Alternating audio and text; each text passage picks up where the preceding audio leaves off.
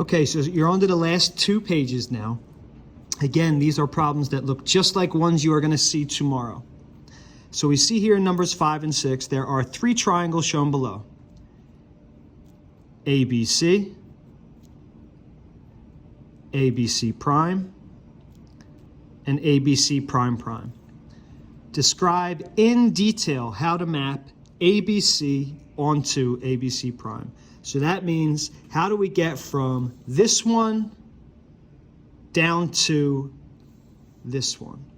Remember, you can translate, you can rotate and then translate, you can reflect. You can tell just by looking at it, you're going to have to dilate, right? I can see that like AC is 2 and AC prime is 4. BC is 4. BC prime is 8.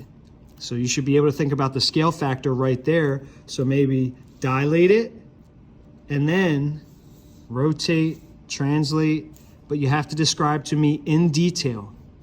And then in number 6, you're doing the same thing, but this time, how can you get from ABC to ABC prime prime? So again, it's going to have to rotate, it's going to have to translate, but this time it's going to have to shrink. So it's going to have to dilate using a scale factor less than 1. So 5 and 6, you're describing first how to get from ABC to ABC prime. And then in number 6, how to get from ABC to ABC prime prime. Stop the video and work on 5 and 6.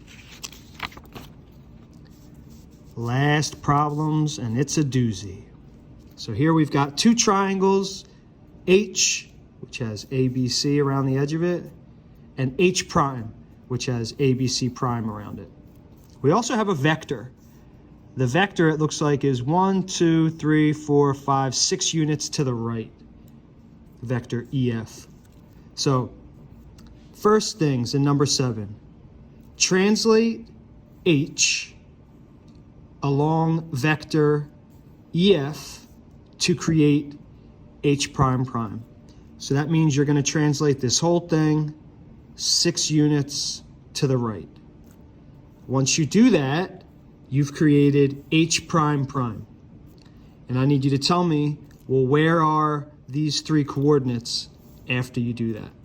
That's what you're doing in number 7.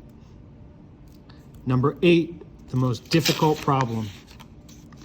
Translate triangle H along vector EF.